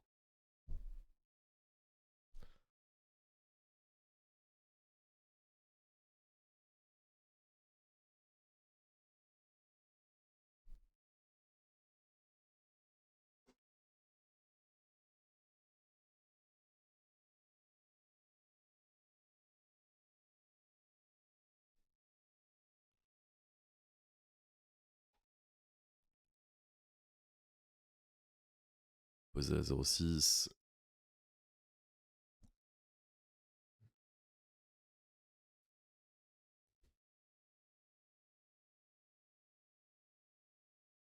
Là, techniquement, la ligne, elle va tout droit. You! Branded, t'enlèves toutes les locks, c'est faire. En fait, c'est pas que ce soit faire ou une faire, en soi, je m'en fous, tu vois. Mais je veux juste partir du principe que si le deck, ça fait 4 ans que tu le vois, il est temps de changer. Et il reviendra plus tard, tu vois. Genre un deck qui fait une saison, qui meurt pendant 5 ans, qui reçoit un support, qui revient, ça me va. Un deck que tu vois constamment depuis 4 5 ans, genre, on ronfle. Genre, moi, c'est pour ça que je mène une guerre contre SS, tu vois.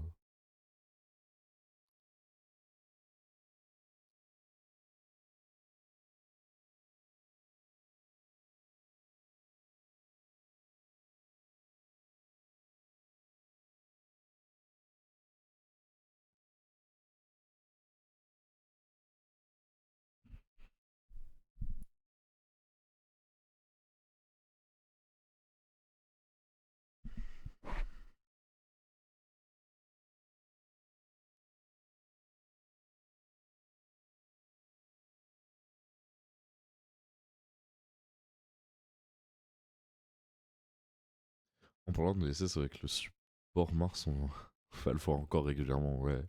En plus, le support, il est pas dégueulasse. Parce que c'est Camellia, il me semble, qui reçoivent. Et Camellia, pour le coup, c'est une vraie bonne carte, hein.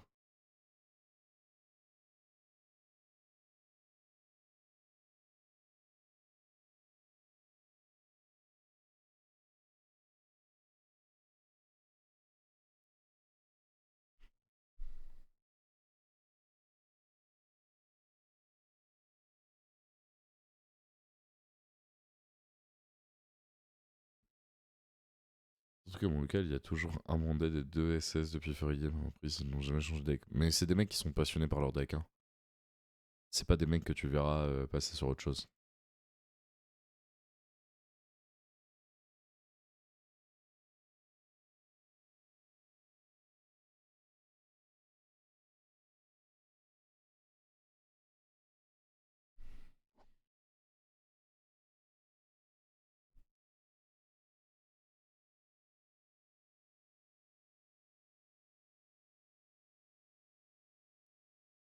Oh, il l'a pas tué, c'est un scandale.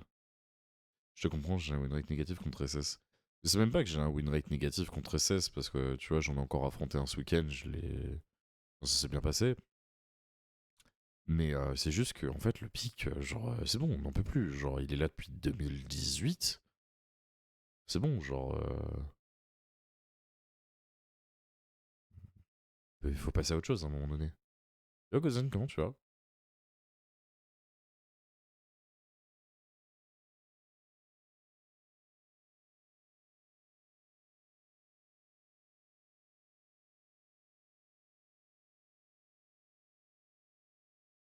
Ça va. Ça va, ça va. Découvre ce qui s'est passé à Pittsburgh. Oh, par contre, les gars, chose qu'on n'a pas beaucoup parlé non plus, mais. T1 6 étoiles, les gars. Faker le GOAT. Toujours. J'ai noté le BO hier soir. Ça avait beau être en replay, j'avais beau savoir qui allait gagner. J'étais heureux. Je capte pas pourquoi le Malus n'a pas voulu développer avant le TK. Je sais pas. Je sais pas. Il sait que le mec a rien dans sa main. C'est trop bizarre. Par contre, mon copain joue SS et il a pas beaucoup de double lost. À peine.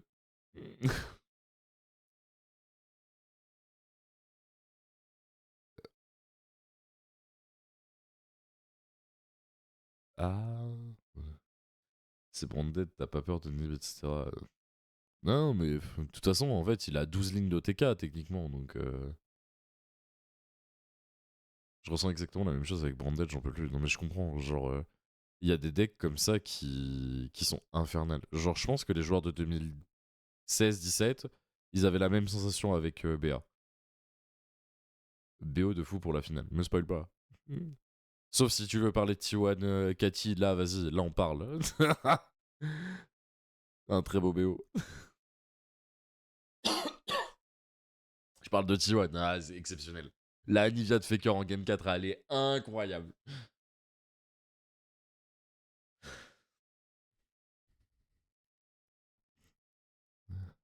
Par contre, on n'en parlera pas de Doran qui a failli jeter la Game 5. On n'en parlera pas. J'irai pas jusqu'à dire que T1 a gagné ses Worlds en 4v6, mais j'en pense pas moins. T1 qui met une étoile sur le maillot de Doran et qui lui tape sur l'épaule et qui dit allez, maintenant tu repars, Zeus revient. Merci.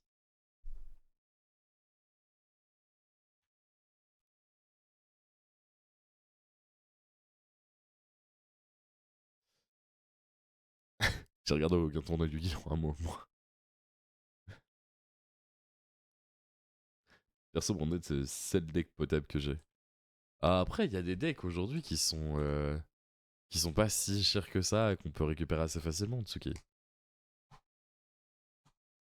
Après, tout dépend de comment t'as envie de jouer au jeu aussi, tu vois. Je surkiffe Branded, mais jouer le deck, ce format, je trouve que c'est un peu jouer avec son caca.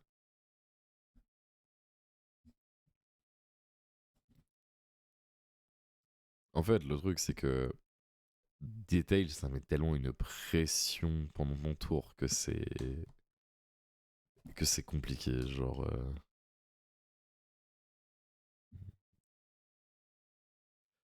Et tu peux pas. Oh, oh la vache.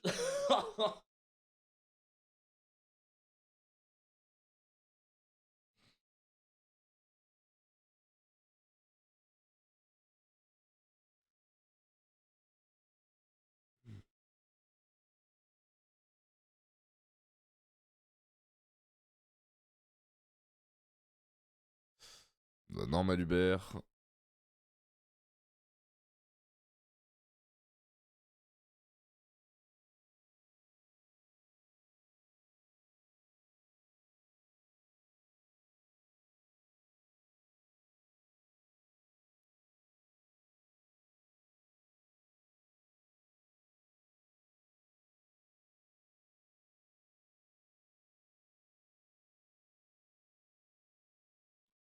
On va récupérer la opening.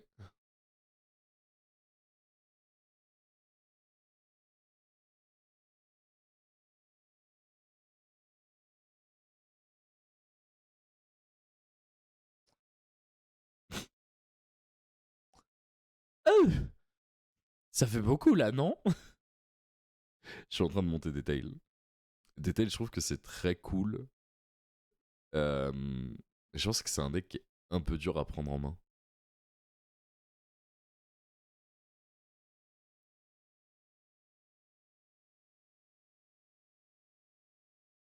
Ouais, il s'est fait outlet 2 bandes dessus. Ouais, mais attends, il a encore moyen d'en faire une. Hein. Si je dis pas de conneries, il peut encore en faire une. Genre, pitch, rétribution, récupère une bande dessus, ça repart. Mon problème avec Branded, c'est qu'on le voit depuis 2022, et autant les premières versions ça allait, mais après, les versions pures, c'est devenu Turbo Lock et Gopher, c'est vraiment horrible. Moi, j'aimais beaucoup la version qui avait été jouée par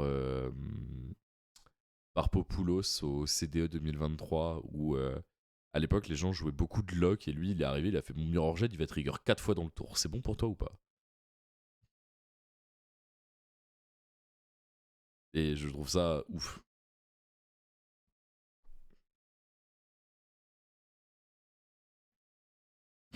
Comment il va, monsieur Top 8, là?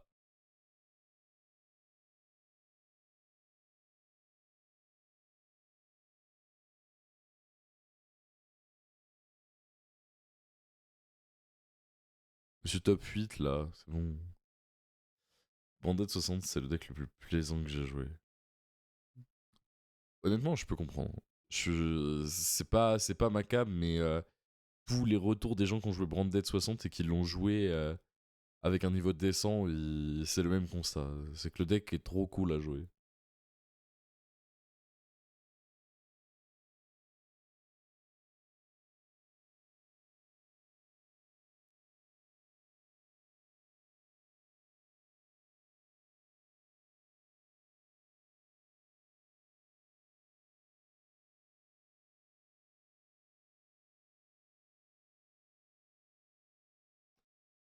Ça bien, je suis en train de me demander si pour faire un... Parce que là, il faut jouer le moins possible, mais c'est une théorie bizarre. On est tous passés par là, mon ref.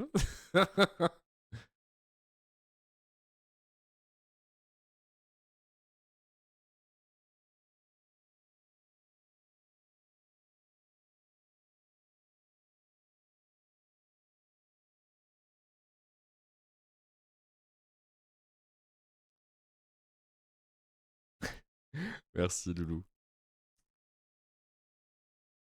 Bon sport à toi.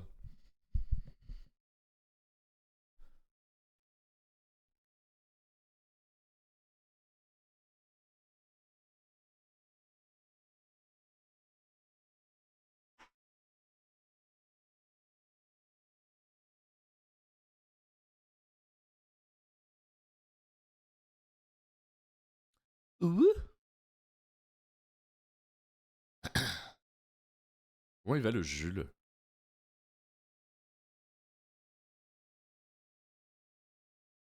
Mais tu vois, quand je lui demande des conseils sur le deck, il me dit joue à 60.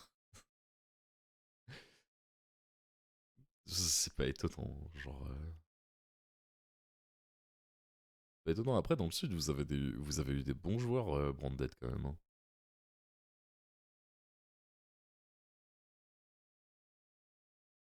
Des travaux et du TT, it's okay.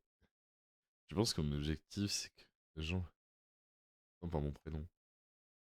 Ok, Guillaume. Voilà, t'as réussi ton objectif.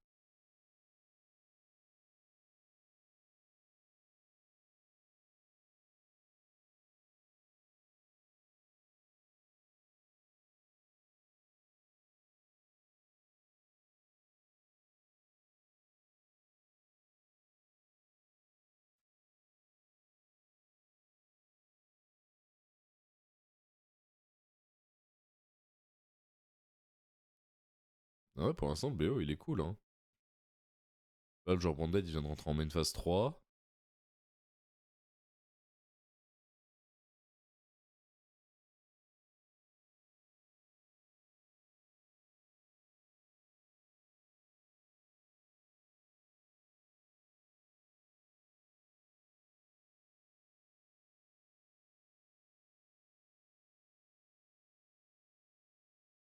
Bon, ça joue pas. Non, backup est fait.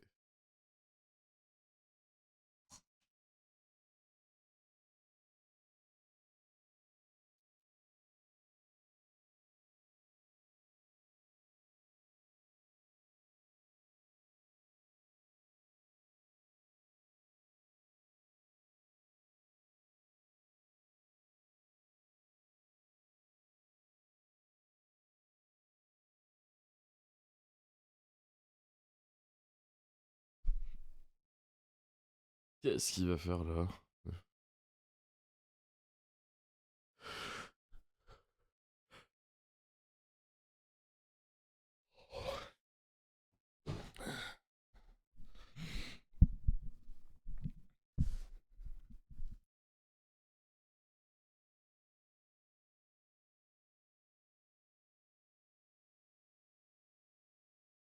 Merci à toi, mon Jules. D'ailleurs, n'hésitez pas, hein, les refs. Hein. Si vous voulez commander des cartes, code RS5 sur la DAC. Mim mim.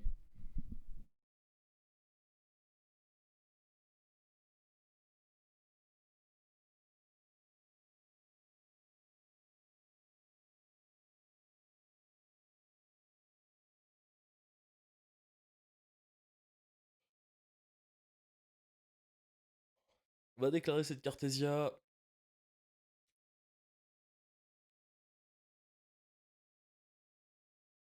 Ah ouais, on va faire Preda Plante. Ok. Ouais, de fou. La Fallen in the Virtus, elle est vraiment bien comme carte. C'est une très bonne carte. Et elle est pas. C'est une bonne carte et je la trouve pas déséquilibrée à souhait. Genre. Elle est pas unfair. Mais Orchard contre Malice, pas convaincu. Ouais, pas sûr non plus. Hein.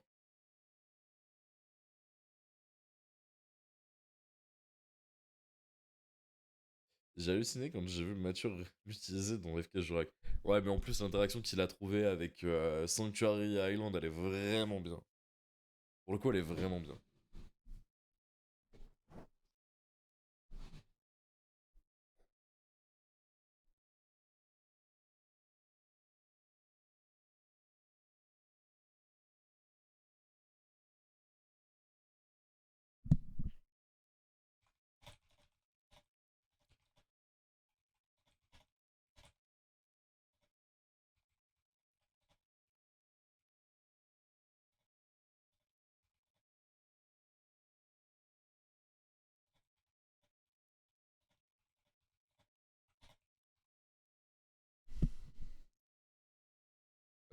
Je t'envoie ça après le stream, Julo. Attendez, j'ai envoyé un message 30 secondes. Ah, il avait pas de quoi démarrer son combo. Ok.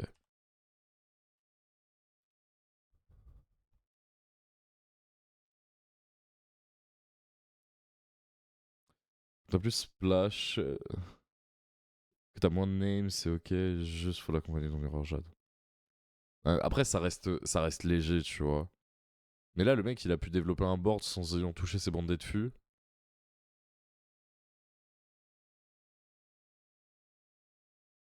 Les gars, arrêtez avec vos mains là, genre.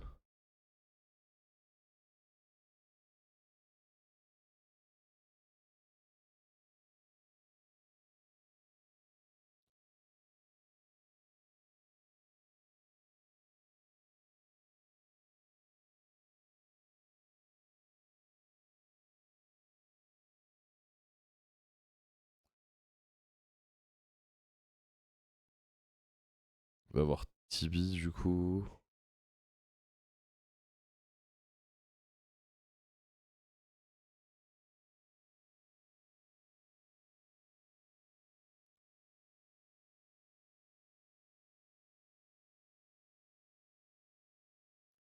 Handsome, va tuto miroir.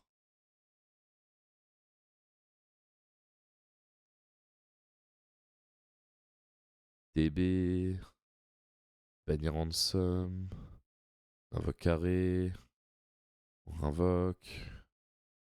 On bannit Chessy du coup. Non, il bannit Arrêt, ok.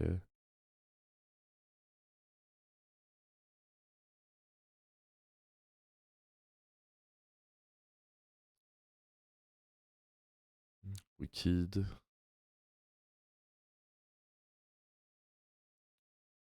Arrêt sur Chessy, effet Chessy, on ramène. Ok, sur. Ok.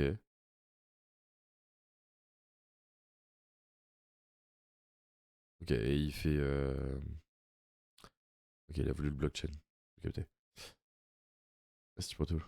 Un terrain sans monter toujours. Mais le nouveau Albaz, il est vraiment fort. Hein. Je sais pas comment Brandet tente de gagner contre un deck pioche. Contre un deck qui pioche assez pour piocher H Impulse et des bestiaux. Infinite Follow-up.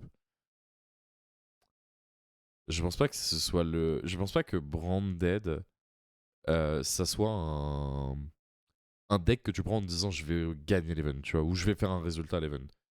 Je pense que là, Sean, c'est juste un gars qui a pas joué depuis un petit moment, même si l'équipe me parle. Je suis vraiment pas intéressé au circuit américain, je vais pas vous mentir. Euh, mais je pense que c'est juste un mec qui a pas joué depuis longtemps ou c'est juste un putain de TP et terminé mon sort, quoi. Vraie carte, le nouveau Albaz. Ah, non, vraie carte. Hein. Genre, c'est Albaz, Ultra Instinct et l'artwork qui marque très bien. Hein. Comment ça, FTK? Alors, sache un truc, Tsuki, c'est que Léo trouve des STK pour tout. Pas qu'à survendre le bandit post-banlist aussi. Je sais pas si le survendre c'est une bonne chose. C'est à peu près sûr que ce sera un bon deck. De là, le survendre, je sais pas encore. Shen, c'est un mate de Jib. Il a top envoyé cette année, mais je sais plus lequel. Ok. Ultra Instinct et Gear 5. C'est vrai.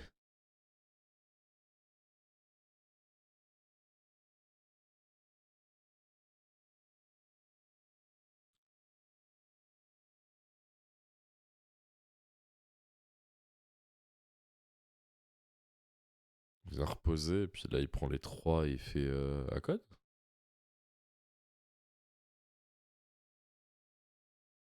Ouais, il fait à code. Binder Ransom. C'était bien. H en main, arrêt en main. Qu'est-ce qui t'arrive là?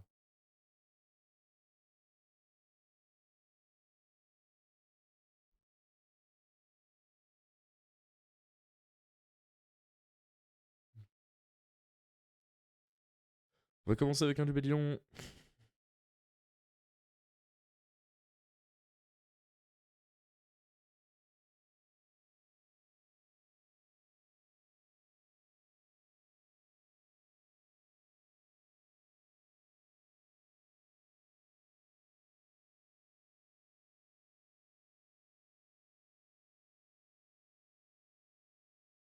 On va aller chercher le Saronir.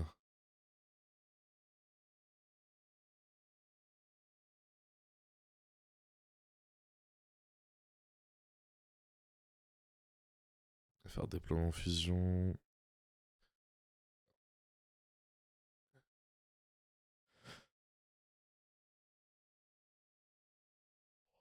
Il va vouloir invoquer quoi là du côté de Chen? À part une droplette ou super poli, ce terrain est compliqué de remonter. H, Kolba et Code. Ouais, ouais, il y a beaucoup. Hein.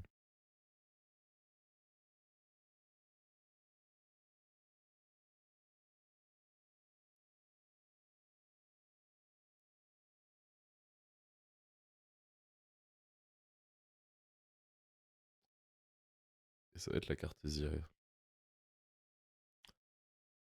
Moi, une combinaison, c'est finito.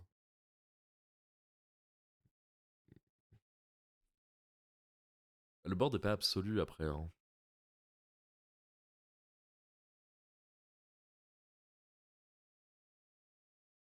On va faire Grand Guy.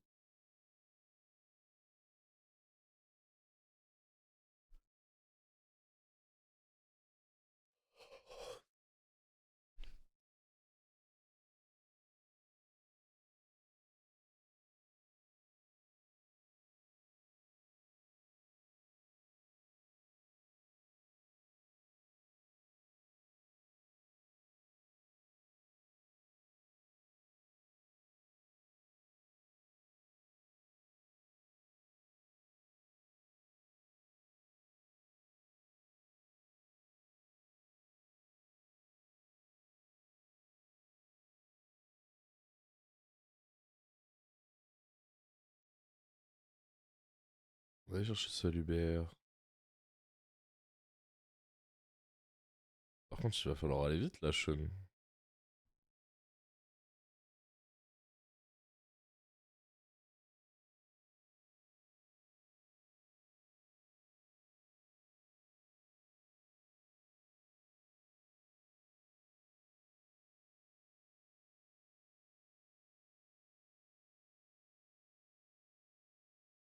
Ah, le temps il descend.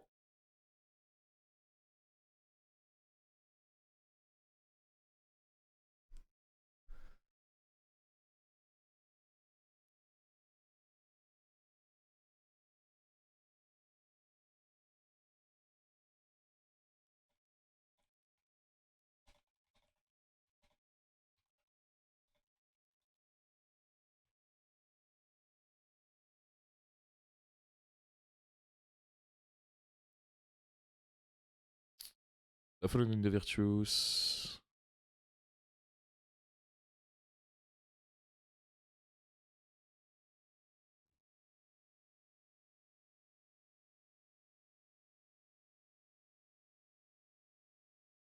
Ça va faire double lost là.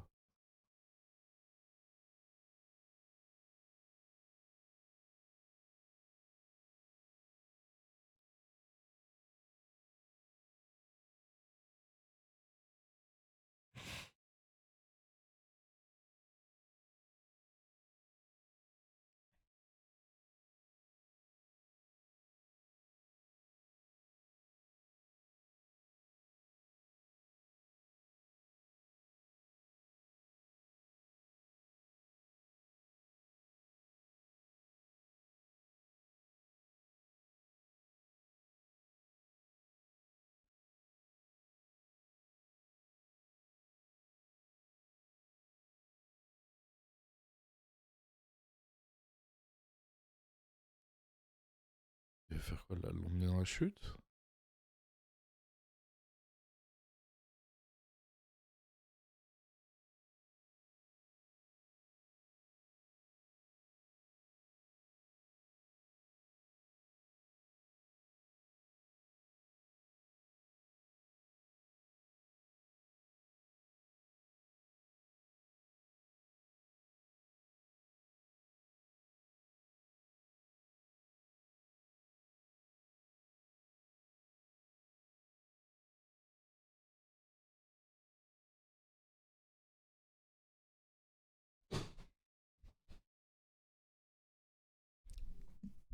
Ah, la double lost.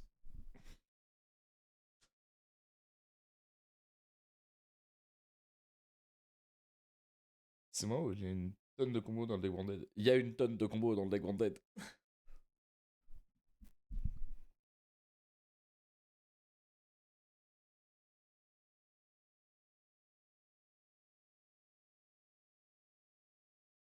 Ah putain, le Malice, il doit avoir les boules là.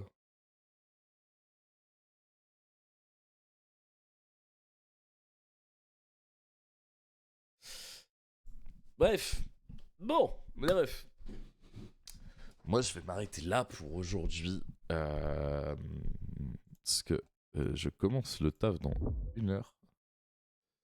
On va voir chez qui on peut vous envoyer. On va voir chez qui je peux vous envoyer. Ah si, je sais chez qui je vais vous envoyer.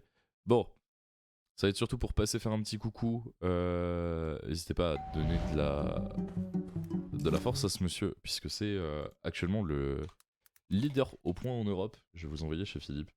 Le journaliste a pris un warning pour slow play, donc il y a 6 minutes d'Exen. Ah. Ah. Bon. J'avais pas fait... J'avais pas fait gaffe à ça. Comme ça a le mérite d'être clair. On regardera ça demain. De toute façon, demain, on se retrouvera pour un autre stream. N'hésitez pas à rejoindre le Discord si jamais vous n'êtes pas encore dessus avec un petit point d'exclamation Discord et à follow la chaîne si c'est pas encore fait. Moi, sur ce, je vous souhaite à tous une très bonne journée. On se retrouve dès demain pour un prochain stream et je vous dis à une prochaine. Allez, peace.